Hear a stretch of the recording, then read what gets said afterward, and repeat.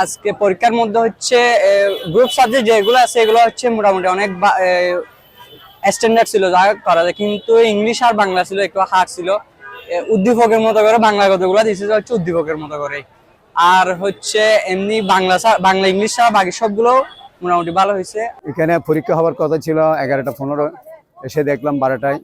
মোটামুটি ছেলেরা যদি 11টা 15 নিত তাহলে অনেক ছেলে কিন্তু আজকে পরীক্ষা দিতে পারতো না। 12টায় নেওয়াতে মোটামুটি ম্যাক্সিমাম মানে সবাই পরীক্ষা দিতে পারছে, এবং এটার এই এলাকাটা সুন্দর একটা পরিবেশ আমরা আগে আগে এরকম দেখিনি। রাস্তাঘাটের মধ্যে সব জায়গায় ট্রাফিক ব্যবস্থা তৎপর, এবং বিশ্ববিদ্যালয় প্রশাসনও খুবই সুন্দরভাবে সহযোগিতা করতেছে।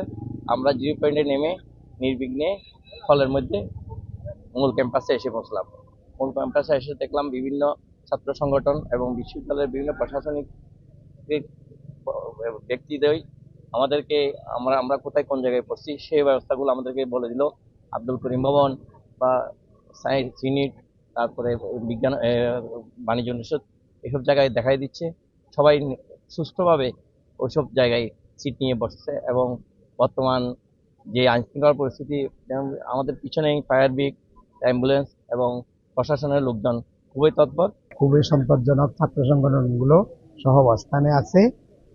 আরো একটু পর্যাপ্ত পরিবর্তন ব্যবস্থাটা নিয়ে বিশ্ববিদ্যালয় প্রশাসন ভাবলে আরো একটু যানজট কমতো।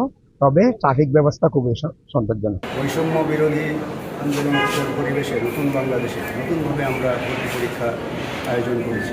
বিশ্ববিদ্যালয় যেভাবে অনুষ্ঠিত হচ্ছে একইভাবে ঢাকায় এবং রাজশাহী বিশ্ববিদ্যালয়ে অনুষ্ঠিত হচ্ছে। সেখানে আমরা আমাদের টিম বিশ্ববিদ্যালয়ের সহায়তা দিয়ে কাজ করছে, এবং আমরা ভর্তি পরীক্ষার প্রস্তুতি হিসেবে অন্তত 5-7 দিন বিভিন্ন পর্ষদের সাথে, স্টেক হোল্ডারদের সাথে মিটিং করেছি। তার মধ্যে আমরা সর্বশেষ যে মিটিংটা করেছি সেটা শহরে করেছি। সেটা হচ্ছে সমস্ত আইন শৃঙ্খলা বাহিনী, police, BDR, answer, RAB, DGFI, NSI সবাইকে আমরা নিমন্ত্রণ করে দাওয়াত দিয়ে আমরা শহরে আমাদের চারুকলা ইনস্টিটিউট আছে সেখানে, এবং সেই সঙ্গে ট্রাফিক পুলিশ, হাইওয়ে পুলিশ সবাইকে আমরা সহযোগিতা চেয়েছি। সবার সহযোগিতা চেয়ে আমরা ভর্তি পরীক্ষায় যাতে কোনো রাস্তায় জ্যাম না হয়।